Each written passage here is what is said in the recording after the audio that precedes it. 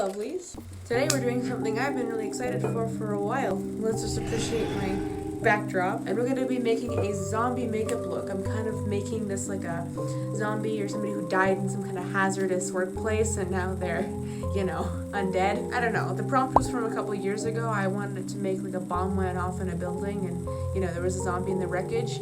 I didn't know what my plan was back then, but we're stuck with this now. I'm gonna go take off my nice coat, get the materials, and I'll be back in a second.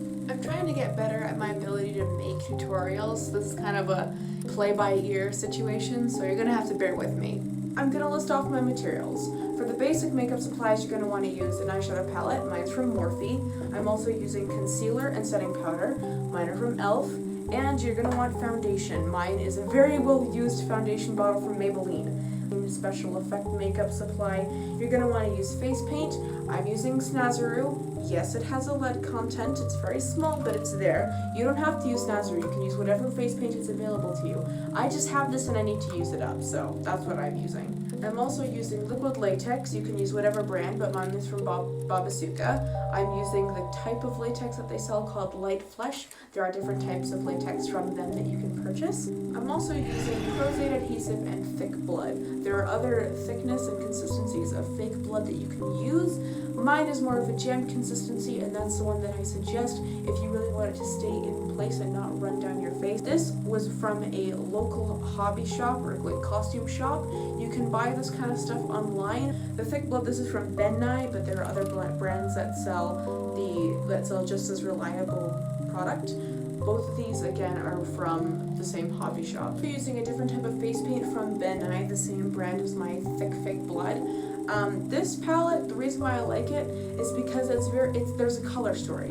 Ben Nye sells very specific palettes of face paint for different types of injuries. Example, this one is the Extreme Bruise Palette. So it's got different colors that will help you create fake bruises. That's what I'm going to be using for this makeup look. You can use different ones. I'll state the colors and you can see if you have a substitute or the same ones. Latex, the smell of a rotting corpse. Hi, pro tip from me in the future of this tutorial. You're going to want to dab a little bit of latex on the back of your hand or some part of your skin before you actually apply it to your face, because I know some people are known to have an allergic reaction to latex and you don't know if that's you until you've tried it. So make sure that you test if it's an allergen to you beforehand or if it causes skin irritation, because I don't want this product to hurt you. Okay, so I'm going to start by pouring a little bit of the liquid latex into some kind of designated container. I'm just using the back of an old face paint palette because why not? I'm just taking an eyebrow pencil and mapping out where I'm going to be placing my tissue. It doesn't have to be exact lines, it's just a general idea. So there's one section, there's another section, and I'm going to do a little one up here. This one I'm going to have to be careful with. So it's just mapping out. This is all going to get covered up, so I don't care how unclean the lines are. Sacrificial brush for latex. You're going to want one of these. Don't just use any brush, especially one that you really like. Don't use eyeshadow brushes. Find some random brush that you can dip into the latex because you're going to have a very hard time getting it off after the fact. This is sacrificial. So already going and getting some onto my brush and starting to apply it around the general area that you had mapped out on your face. You want to kind of coat the entire area. This stinks so bad. If you're sensitive to smell, don't do this. Find either tissue or toilet paper and then peel apart the individual layers of it. Apply your first substantial layer of latex on your face, peel apart a decent size, and then slap it on. I'm not peeling it. I'm just going to do this first and then peel. It doesn't have to be straight. Actually, we don't want it to be. You want it to be jagged. You want a jagged layer of it on top. After you have a decent enough layer, pat it on, and then dip your brush back into the latex to reapply it over top. You're going to want to build up until you have roughly about 5 layers of tissue, maybe 4, stacked on top of each other.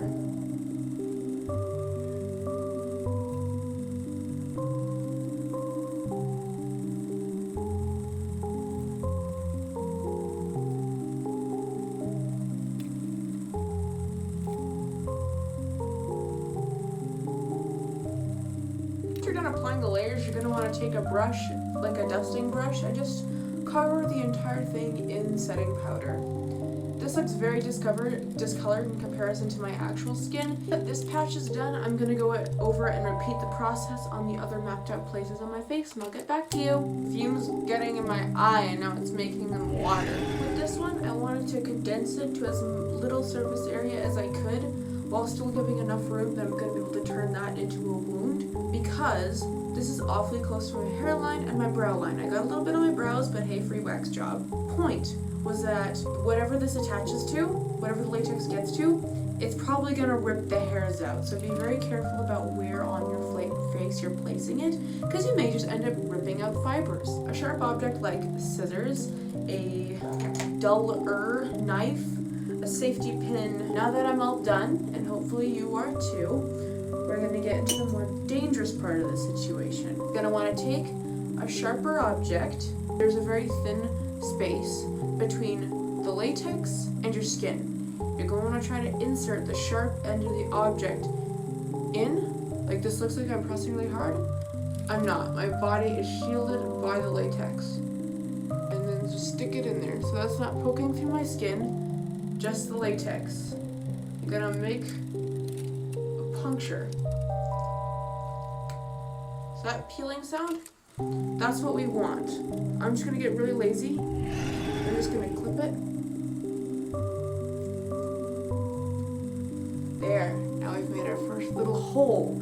That's what you want. And from there, you can take your fingers and start peeling in whatever shape you want. And now you've got a fake wound opening up in your face. All those layers that we just made were to build up fake skin. And now that you peel it back, you've got like an open cavity to fill and make look like an open wound. I think I've showed this technique before. I've never showed it on this channel. So now you've got this open flesh wound, and I'm gonna repeat the process on the other sides. And then you've got the hard part over with. I had to change the camera angle, which is okay, I guess. We will make do. I have finished. I know my skin looks really red, but it's because I'm wearing concealer, so it just kind of ripped off all the makeup that was covering my redness, my natural beat. Basically what you can do with some of these pieces is take scissors and do additional trims where you feel like the skin flaps are too long. Be very careful while you're doing this so that you don't actually cut yourself, but you can trim off excess if you feel like some of these are too long. That's what I did with this one. You can see in comparison to the other one, it's a little more thinned out. Especially with my latex, you're going to notice the drastic difference between my skin and the latex. This will change based on what latex color you're using.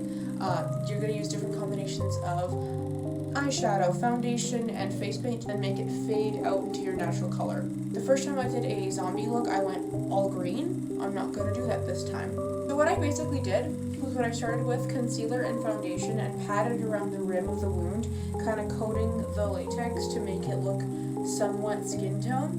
And then I used a combination of beige and green eyeshadow to kind of restore a little bit of that green and make a gradient out onto my skin to make the wounds appear more naturally there, rather than just like a cut crease from where the latex starts and my actual skin begins. If that makes any sense. The next part is going to be to go in with a little bit of pink or red and add little areas of skin irritation. I'm sure you all were able to tell that this is not just, another wound. This is more like a zombie infection type thing. So the more infected you can make yourself look, the better. Now that that's over, I want to take a really, really fine brush like this, and I'm going to dip it into a dark brown or a beige eyeshadow, or you could go with a purple and start creating veins extending outward. Try to keep the lines as thin and defined as possible. I'm going in with some help from my eyebrow pencil. They're defined, but they're light, and they look more like cracks as well as veins. You can interpret them how you want, but this is basically what you're going for, around different angles of the wound. Next is the fun part. You're going to want to take red face paint and coat the insides of the wound. Careful not to get too much of the external flesh red because we want to kind of preserve all of the nice work that we did with eyeshadow to make it look infected. Right now our only concern should be about filling out the insides. If you angle the brush properly, you can slip it underneath the latex flaps that you've created to kind of coat that area of the flesh.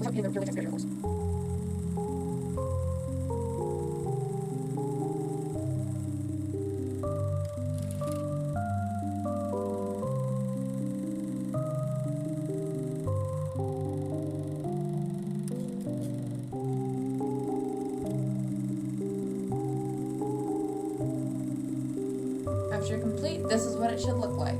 Exposed areas of the skin. Let's go. I just realized my shirt matches. You take some dark shades of brown and red, and you're going to want to start contouring the interior of the wounds.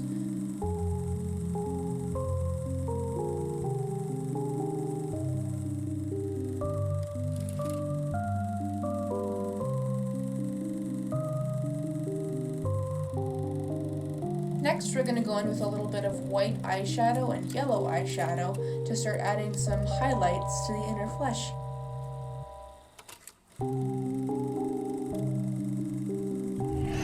So just start etching in with a little bit of white eyeshadow to start, and then we'll move on with some yellow face paint, as well as then we'll move on with a little bit of yellow face paint as well as eyeshadow.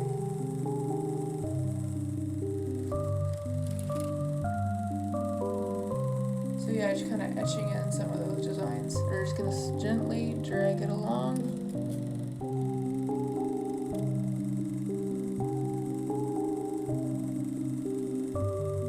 In this, I'm going to be opening up the Bruise Palette, and I'm going to be going in for the Fresh Blood color, which is this color right here, and I'm going to start to add additional lines over top of the ones that I just created. Now I'm going in with Aged Blood, which is this darker color.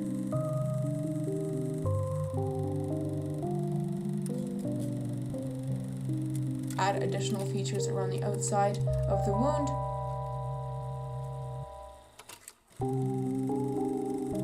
Take some of that yellow eyeshadow I was talking about and dust that along the rims of the wound as well.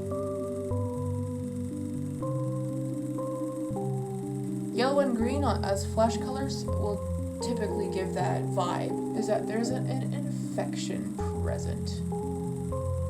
And just like that, the wounds are all done. We're going to add more of the blood just after the rest of our face is complete. So take a fluffy brush and some basic nudes and mattes, and you're going to start contouring, especially around the nose and under eyes.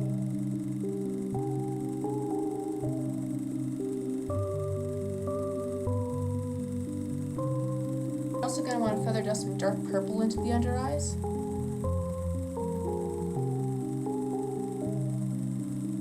Add some black to the brow contour. Really deepen the inner corner of the eyes. Kind of drag up a little bit with the shadows. Add a little bit of red to the under eye.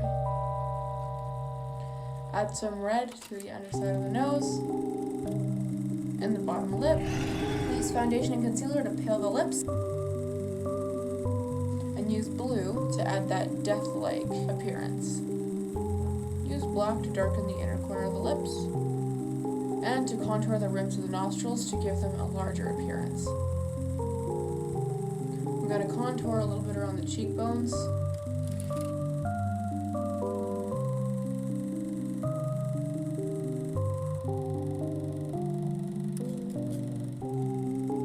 And along the brow bone. Use a thinner brush to create creases near the brow line to give me a more angry appearance.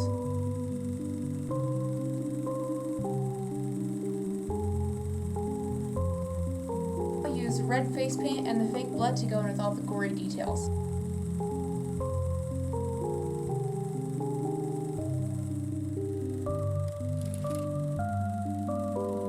Going in with a fishing sponge.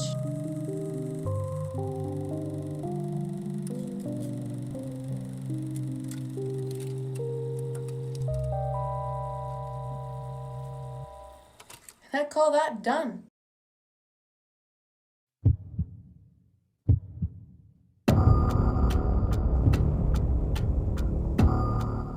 Thank you guys so much for watching. I hope you enjoyed this video. If you did, please subscribe. I plan to come up with lots more tutorials for spooky season.